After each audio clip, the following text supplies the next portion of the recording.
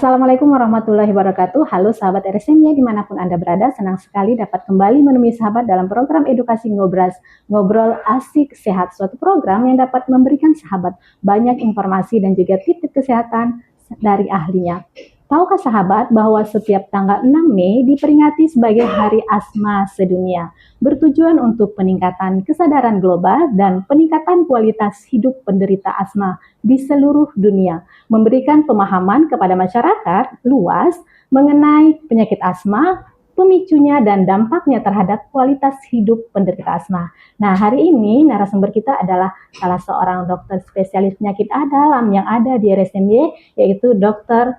Marianson, spesialis penyakit dalam, konsultan pulmonologi Vinasim. Kita sapa bersama. Halo dokter. Ya, halo. Assalamualaikum. Apa kabarnya dok? Baik. Alhamdulillah sehat ya dok ya. Sehat. Oke dokter, terima kasih sudah menyempatkan diri untuk hadir hari ini dok. Kita akan ngobrol tentang asma dalam rangka memperingati Hari Asma ya dok ya, yang diperingati oleh dunia setiap tanggal 6 Mei. Ini untuk pertanyaan pertamanya dokter. Kondisi kesehatan atau gangguan yang seperti apa dok, bahwa sesuatu itu bisa disebutkan bahwa itu adalah penyakit asma dokter? Oh ya, baik. Tapi sebelum saya jawab itu, saya mengucapkan selamat Hari Asma Sedunia yang pada tahun ini bertema Asma Education Empower, yang artinya adalah edukasi asma memberdayakan. Maksudnya memberdayakan pasien-pasien asma. Ya. Penyakit ya, kondisi yang bagaimana yang dinamakan asma ya. Jadi seperti kita tahu bahwa kita sering melihat orang-orang asma itu dari gejalanya ya. Nah, gejala sesak, banyak juga sesak-sesak lain. Nah, yang mana yang dinamakan asma? Ya.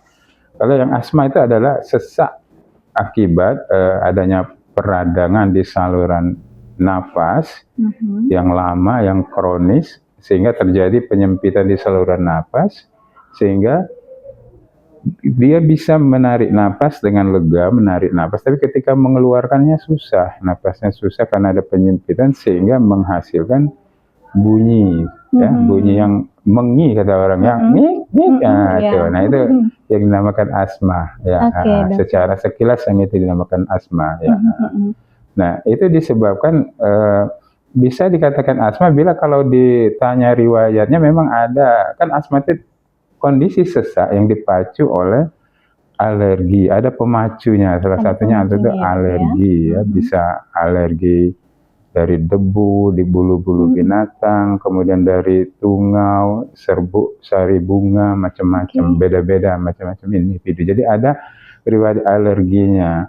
Nah, jadi ketika dia ada alergi, dipaculah saluran napasnya, kan saluran napasnya itu sensitif terhadap alergen.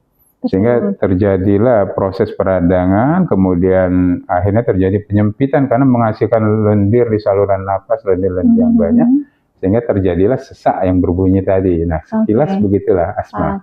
Ya. Jadi ada ciri khas tertentunya, salah satunya adalah berbunyi itu tadi ya dok ya, karena ada penyempitan pada jalan napas itu jalan tadi napas, ya dok. Baik. Dokter, kan sering juga kita dengar asma bronkial gitu ya, asma saja dengan asma bronkial itu apakah sama atau perbedaan? Itu sama saja, maknanya sama saja. Itu lebih menekan pada istilah khusus saja, istilah kedokteran asma bronkial, tapi pada dasarnya sama. Kalau umum masyarakat menyebutnya asma gitu ya. Oke, dokter.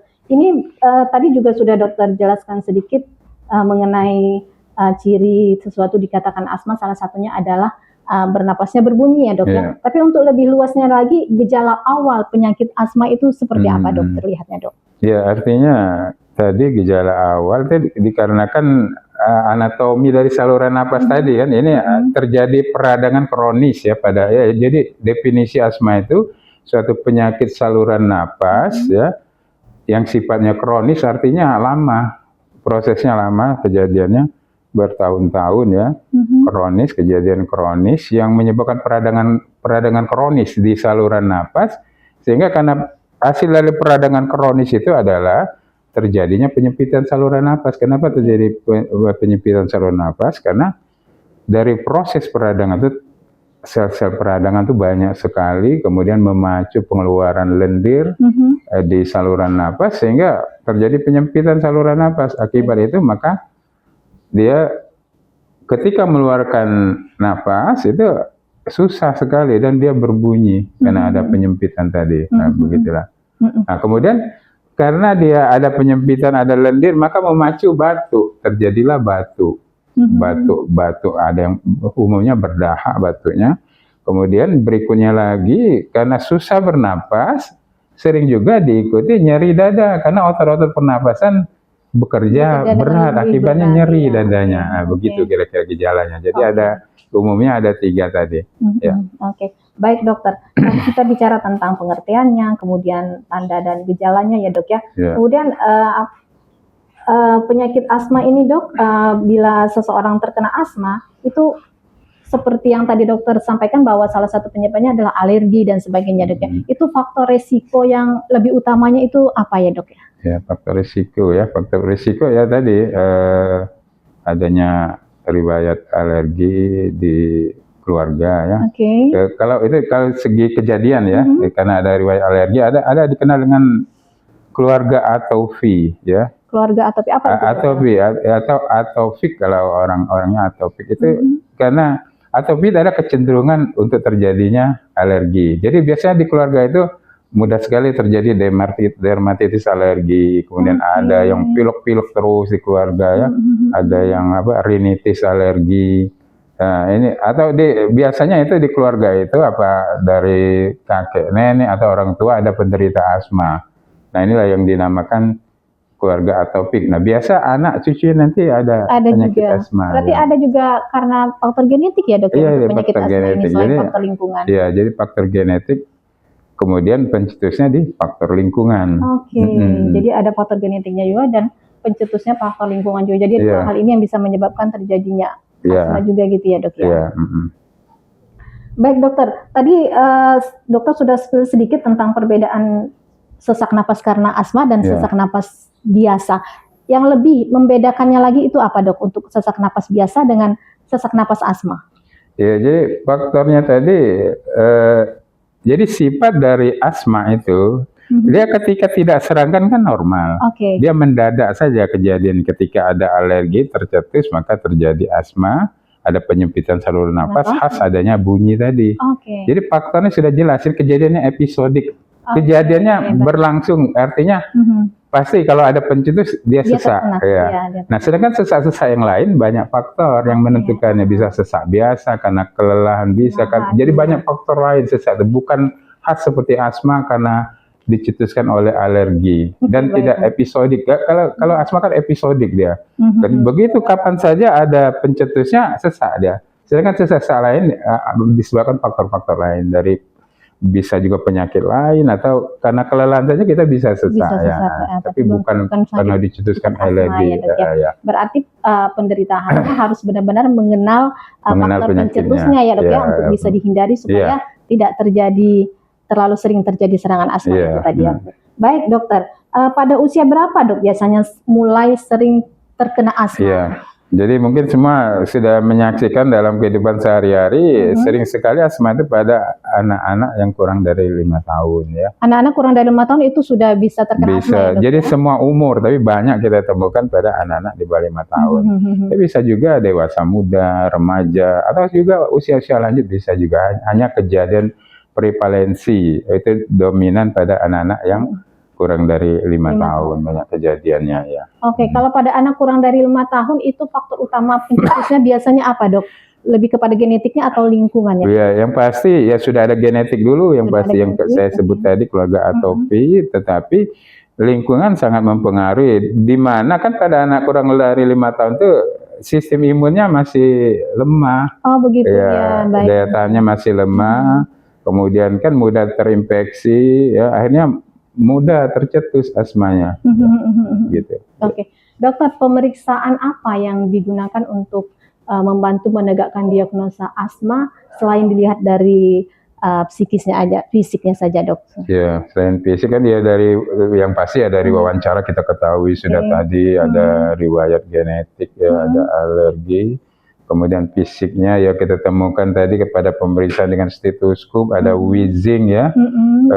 Tapi alat-alat untuk menegakkannya apa? Ya, yang pertama, yang paling penting adalah spirometri namanya, alat apa itu spirometri, Dok? untuk mengukur kapasitas paru. Jadi alat spirometri itu cara mengukurnya kita tarik napas dalam-dalam dalam 1 detik pertama, kemudian dikeluarkan ya. Jadi ditarik inspirasi dalam, kemudian dikeluarkan sekuat-kuatnya, baru diukur berapa kapasitas udara yang dikeluarkan. Nanti di sana terlihat. Ya, ada prosentase. Nah, prosentasenya ada. Kalau dia di bawah 70, di bawah 70%, ya, itu ada penyempitan dalam saluran napas. Tetapi ditentukan lagi, kemudian dikasih obat biasanya. Ini kan ada penyempitan.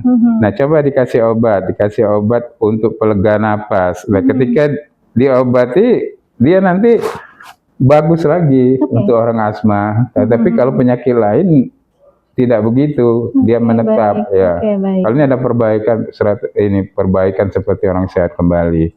Ya, itu namanya spirometri. Ya. Itu untuk nilai di bawah 70% tadi, berarti ada bagusnya berarti di atas 70% ya, Dok ya, untuk menyatakan bahwa jalan. Tapi dengan nanti dites lagi dengan bronkodilator. Jadi untuk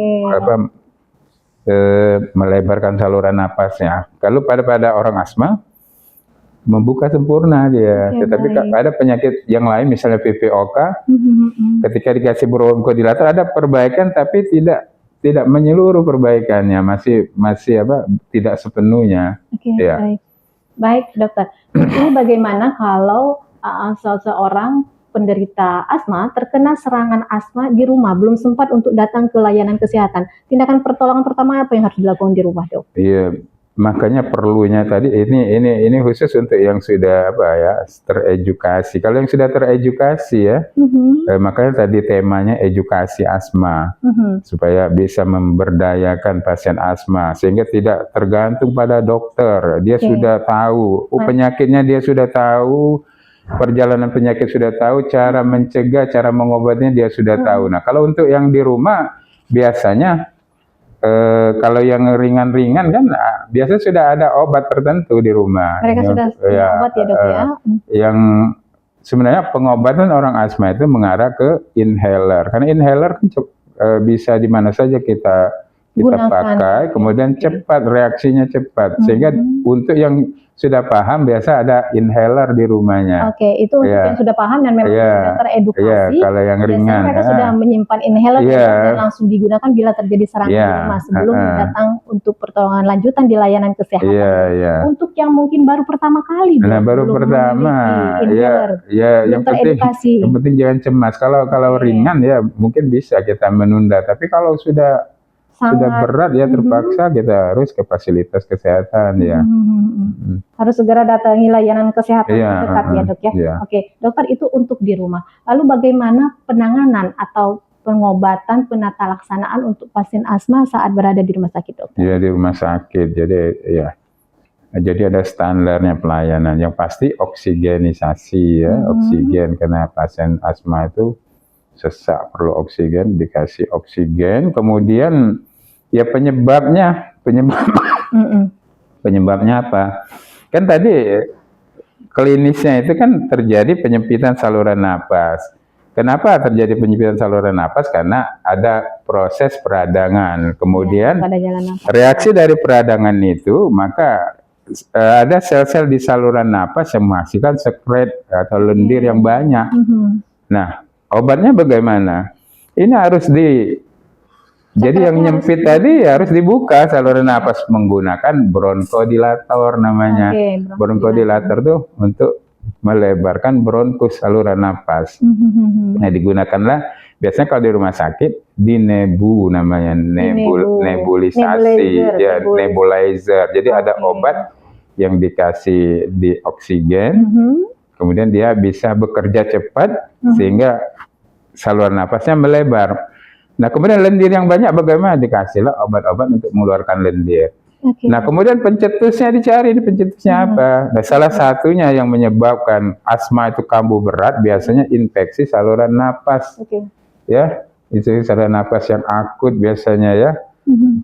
Awalnya batu-batu pilek, ada virus, ada kuman yang masuk, akhirnya tercetus asmanya. Nah, maka dicari penyebabnya, pencetusnya apa? Misalnya karena infeksi, diobatilah infeksinya mungkin dengan antibiotik. Baik. Nah, akhirnya dia komprehensif pelayanannya sehingga reda gejalanya.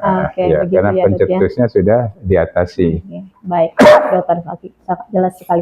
Baik, dokter, itu tadi untuk tindakan bila terjadi serangan asma di rumah, kemudian tindakan pengobatan saat berada di layanan kesehatan. Tadi kita ngobrol sedikit tentang inhaler ya, dok ya. Yeah. Bagaimana, dok, dampak pengguna inhaler bila digunakan dalam jangka waktu panjang, dok? Ya, lagi-lagi itu perlunya edukasi. Jadi edukasi ya dari tenaga kesehatan dalam penggunaan inhaler, kemudian edukasi melalui sosmed, kan banyak di internet, makanya harus rajin mengedukasi diri pasien asmanya. Jadi penggunaan inhaler. Jadi sekarang ini memang fokusnya ke inhaler. Inhaler itu ada dua, yang sifatnya pemeliharaan ya, pencegahan, pemeliharaan. Jadi untuk mengontrol, artinya terkontrol ya, untuk mengontrol asmanya supaya tidak kambuh, kalaupun kambuh tidak berat. Kemudian yang satu lagi pelega. Pelega itu yang buka langsung tadi ya, yang buka saluran nafas. Nah, ada dua inhaler. Nah, jadi inhaler ini yang tadi, yang pelega itu ya untuk buka saluran nafas, sehingga begitu saluran nafas itu ya, ketika ada serangan kita gunakan, kita hisap, maka dia membuka. Nah, yang kedua untuk mencegah terjadinya serangan asma.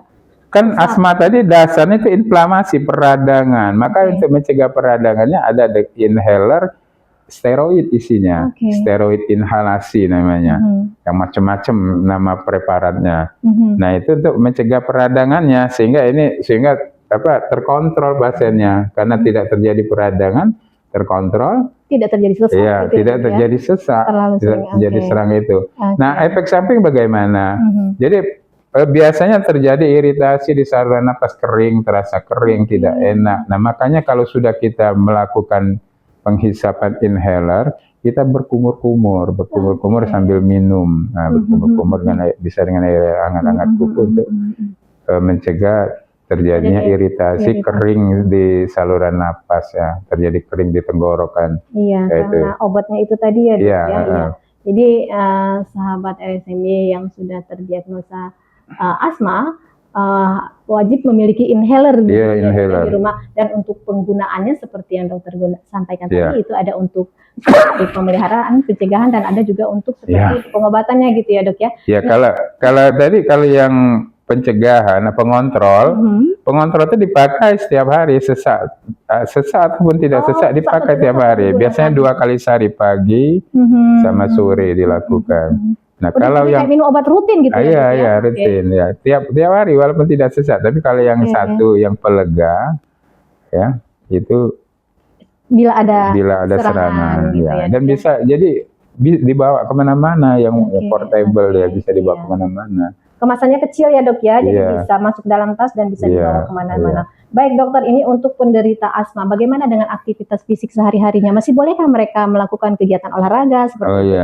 Jadi berdasarkan penelitian para ahli itu bisa, jadi bisa hidup aktif ya. Jadi orang asma itu sama seperti orang normal, bisa hidup aktif asal dia mengerti kondisi penyakitnya, kapan dicetuskan serangannya. Dan per individu beda-beda. Kan ada penderita asma yang tercetus bila aktivitas fisik yang berat. Nah, makanya orang mikir, ini bisa nggak olahraga?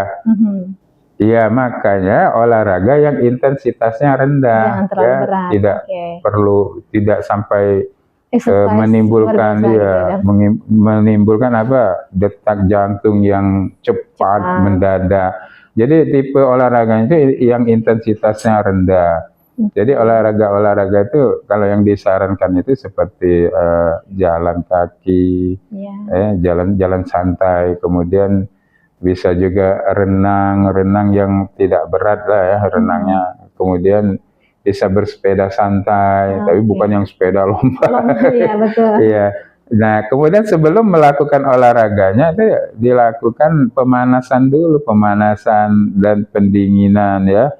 Artinya olahraganya bertahap, tidak boleh langsung mendadak berat. Nah, itu mencetuskan serangan. Nah, rata-rata bisa berolahraga seperti orang biasa. Jadi ini kabar baiknya untuk para penderita asma tetap bisa berolahraga ya. Kan ada pelega tadi. Biasanya sebelum olahraga semprot isap dulu pelega, dan waktu olahraga dibawa.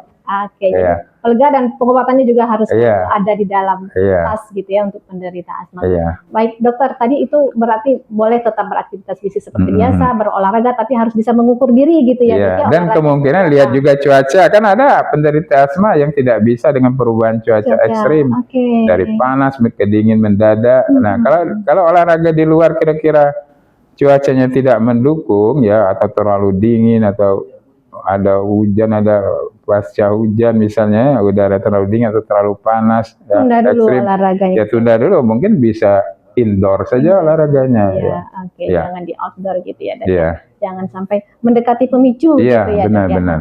Dokter, tadi aktivitas fisiknya. Jadi bagaimana dok? Ada nggak dok tips untuk bagaimana pengaturan atau olah nafasnya sehingga saat aktivitas fisik dilakukan penderita asma tidak mengalami serangan?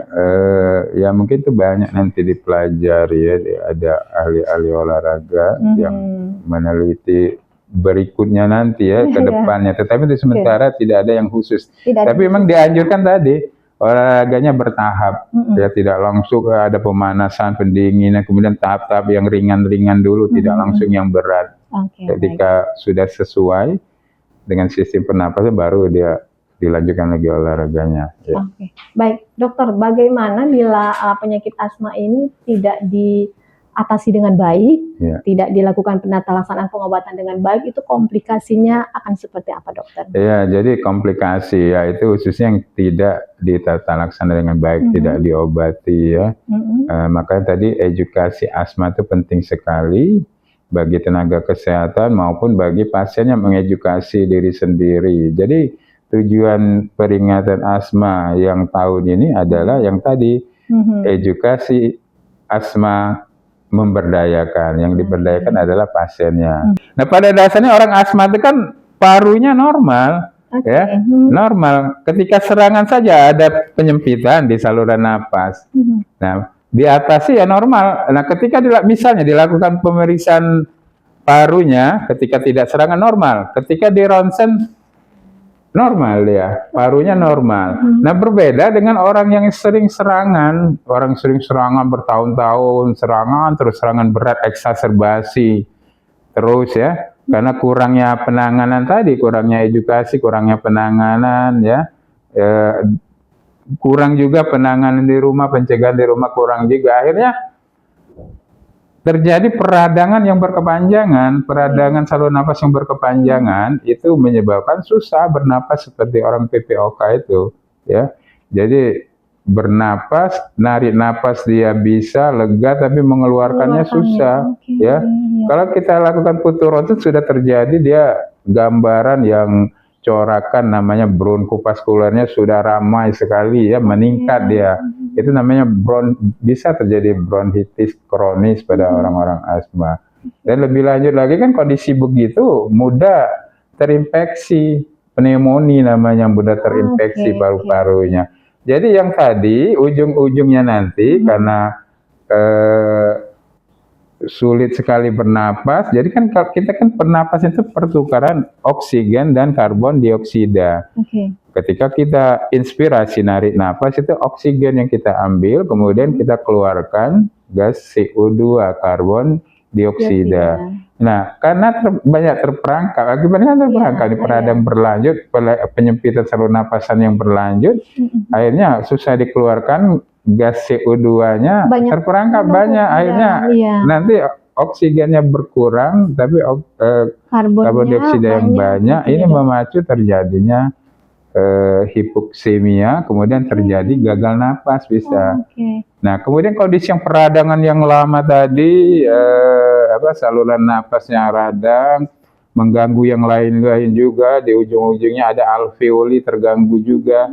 Nah, pada orang-orang yang begini maka bisa terjadi karena alveolinya rusak, pecah dia, terjadi pengumpulan udara di saluran di lapisan paru namanya pleura, maka terjadilah pneumotora. Bisa terjadi pneumotora. Pneumotora itu yang seperti apa, Dok? Pneumotora itu ada udara di lapisan paru yang nama lapisannya adalah pleura. Nah, sehingga menekan parunya bisa kolab. Nah, bisa juga terjadi hal-hal yang fatal. Jadi ini cukup serem ya, Dok ya? Maksudnya komplikasinya kalau komplikasinya. asma ternyata sepertinya itu penyakit yang dengan inhaler bisa langsung lega, tapi bila ternyata tidak ditangani dengan baik, itu komplikasinya seperti yang dokter uraikan tadi, itu cukup banyak ya, Dok ya, bisa menyebabkan berbagai penyakit lainnya yang lebih berat dari karena asma. peradangan yang berlangsung terus. Jadi harus dihindari untuk terjadi peradangan yang berlanjut gitu ya, Dok ya. Baik, dokter. Tadi dokter menyampaikan bahwa umumnya ini serangan terjadi pada anak. Kita mengulas sedikit, Dok. Kalau pada anak di bawah 5 tahun, anak dan remaja, bila sering terjadi serangan asma itu apakah mempengaruhi, Dok, untuk tingkat perkembangan dan intelijensi, Dok? Ya, kalau untuk perkembangan anak terganggu karena pada logikanya kan tadi kekurangan oksigen. Jadi oksigen itu diperlukan oleh sel-sel di seluruh tubuh, di otak, di organ-organ lain yang ada sel, pokoknya itu sel butuh oksigen. Akibatnya terganggu perkembangannya. Kemudian kan kalau dia sesak terus, berarti butuh energi yang banyak. Jadi apa yang nutrisi tadi sebagian besar digunakan untuk mengatasi sesak tadi, sehingga kurang jadinya nutrisinya pada anak-anak yang demikian. Nah, kemudian anak-anak yang asma itu biasa serangan malam biasanya anak. Kalau kita punya anak yang asma ya, sehingga ganggu fungsi tidurnya, fungsi tidur. Jadi tidak sehat jadinya ya, tidak berkualitas. Kemudian di samping itu kan perkembangan itu perlu aktivitas fisik juga untuk berkembang dengan baik ya. Anak-anak masih harus banyak. Sedangkan ini keterbatasan anak-anak yang dengan asma ini terbatas untuk melakukan gerakan fisik sehingga mengganggu perkembangan otot-ototnya juga. Jadi sebagai orang tua, bila kita sudah memiliki faktor genetik untuk terjadinya asma, bagaimana caranya kita harus memanage lingkungan ya, Dok ya, untuk jangan sampai menjadi pemicu juga untuk anak-anak bisa terkena asma gitu ya, Dok ya. Baik, dokter. Untuk penyakit asma ini, Dok, apakah bisa dinyatakan sembuh atau hanya sekedar terkontrol gitu, Dok? Ya, jadi istilahnya terkontrol ya, sampai walaupun ada juga kejadian ketika anak-anak kena asma, ketika dewasa hilang, ada ya beberapa kejadian begitu deh, ada cerita-cerita orang tuanya dulu asma sekarang tidak lagi. Tapi ada juga yang tidak ada asma dulunya, sekarang ada asma ketika usia pas dewasa kena asma. Tapi pada dasarnya kesimpulan sementara dari dunia kedokteran bahwa asma itu tidak bisa disembuhkan, tetapi bisa dikontrol, sehingga pasiennya bisa hidup normal seperti pasien-pasien yang tidak ada asma. Dengan syarat tadi, dengan edukasi tadi kontrol kan harus, makanya edukasi asma itu sangat penting. Baik, dokter, ini untuk yang terakhir nih, Dok, mengenai penyakit asma. Setelah kita ngobrol banyak tentang asma tadi, suatu penyakit yang sepertinya ringan, tetapi bila tidak ditangani dengan baik itu nanti akan mengakibatkan komplikasi yang cukup serius ya, Dok ya. Kemudian pada anak dan remaja yang masih dalam masa tahap tumbuh kembang ini ternyata juga sangat mempengaruhi nanti untuk tumbuh kembang dan intelijensinya gitu ya, Dok ya. Jadi bagaimana caranya nih supaya keturunan kita, saudara kita jangan sampai terkena asma, khususnya untuk anak-anak kita gitu ya, Dok. Jadi gimana, Dok, untuk preventifnya, pencegahannya? Kalau penyakitnya sendiri tidak bisa dicegah terjadi karena faktor genetik, kan karena diturunkan. Tetapi setelah terjadi penyakitnya itu yang kita bisa cegah kekambuhannya. Kemudian jadi preventifnya untuk jangan kambuh, jangan sering kambuh, itu yang perlu kita cegah. Kemudian kalau terjadi kambuh bagaimana? Jadi ini adalah preventif tingkat berikutnya. Jadi pengobatan tingkat berikutnya bagaimana? Itulah perlunya edukasi. Jadi kalau orang tua yang punya anak dengan asma berarti harus mengedukasi diri. Kan mudah sekali edukasi sekarang, itu di medsos, di internet banyak sekali. Untuk meningkatkan literasi mengenai itu ya, Dok ya. Akses sekarang ya, Dok. Jadi begini, kalau serangannya itu harus segera dipulihkan serangannya, ya harus segera disembuhkan, diredakan serangannya itu. Kalau tidak dibiarkan peradangannya berlangsung terus, akan rusak saluran napasnya. Nah, itu tadi inhaler sangat penting. Jadi difokuskan pada penggunaan inhaler karena tadi mudah digunakan, bekerja langsung di saluran napas, dosisnya sangat kecil, jadi efek sampingnya kecil. Efek sampingnya yang kebanyakan kalau kita tanyakan karena tidak enak di tenggorokan, kering setelah memakainya. Nah, kemudian ada penelitian juga bisa terjadi infeksi kalau penggunaan yang jangka panjang, itu pun penggunaan tertentu. Kalau yang sesuai dengan anjuran, mudah-mudahan tidak terjadi infeksi tadi. Ya, inhaler ya, inhaler. Tujuannya inhaler karena kalau obat-obat sistemik, misalnya tablet, itu efek sampingnya banyak sekali. Ya, misal steroid ya, steroid oral. Nah, itu kan sistemik, dia melalui aliran darah dulu ke seluruh tubuh dia ini efeknya, sehingga terjadi efek-efek samping yang tidak diinginkan. Kalau pakai inhaler, dosisnya sangat kecil, kerjanya disitulah cepat sekali kerjanya. Oke, baik. Oke, baik dokter, sudah banyak sekali yang kita bahas hari ini tentang asma, mulai dari pengertiannya, pencegahannya, kemudian pengobatannya. Baik dokter, sekarang untuk closing statement-nya dokter, kesimpulannya untuk kita hari ini, apa pesan yang ingin dokter sampaikan di hari asma ini kepada masyarakat? Silakan dokter. Jadi pesan saya sama dengan temanya, ya. Temanya tadi asma education empower. Jadi edukasi asma memberdayakan. Yang diberdayakan siapa adalah pasien asma. Jadi pentingnya edukasi. Jadi orang-orang dengan pasien dengan asma atau orang tua yang anaknya asma harus paham asma itu apa, ya, harus mengedukasi diri. Paham asma itu apa, perjalanan penyakitnya bagaimana, pencetusnya bagaimana, cara pengobatannya bagaimana, itu mutlak harus tahu. Ya, jadi jangan segan-segan untuk mengedukasi diri, karena mengedukasi diri di zaman sekarang ini sangat mudah, ya, tidak susah seperti dulu mencari informasi tentang asma. Itu saja. Jadi edukasi asma memberdayakan, itu saja pesannya. Edukasi asma memberdayakan. Baik, terima kasih dokter atas materi hari ini, luar biasa, mudah-mudahan bermanfaat untuk siapa saja yang mendengarkan, sahabat Resenia dimanapun berada. Terima kasih ya dok, mudah-mudahan lain waktu bisa kembali berbagi bersama kami di sini. Baik sahabat Resenia dimanapun Anda berada, senang sekali sudah selesai obrolan kita hari ini mengenai asma bersama dokter Merianson, spesialis penyakit dalam, konsultan pulmonologi Vinasim. Banyak ilmu yang tadi dokter sampaikan dan harus kita ingat bersama bahwa pencegahan itu lebih baik daripada pengobatan. Untuk yang sudah terdiagnosis asma, harus aware dengan diri sendiri untuk mengetahui apa sih penyebab terjadinya serangan asma pada diri kita, sehingga kita bisa menghindari diri agar tidak terlalu sering terjadi serangan asma. Dan bila sudah terjadi serangan asma, segera datangi layanan kesehatan di kota Anda. Terima kasih sahabat RSCW sudah menyaksikan Ngobras episode kali ini. Nantikan kami di episode berikutnya dengan topik-topik menarik lainnya. Tetap semangat, jaga kesehatan. Sampai jumpa. Salam sehat.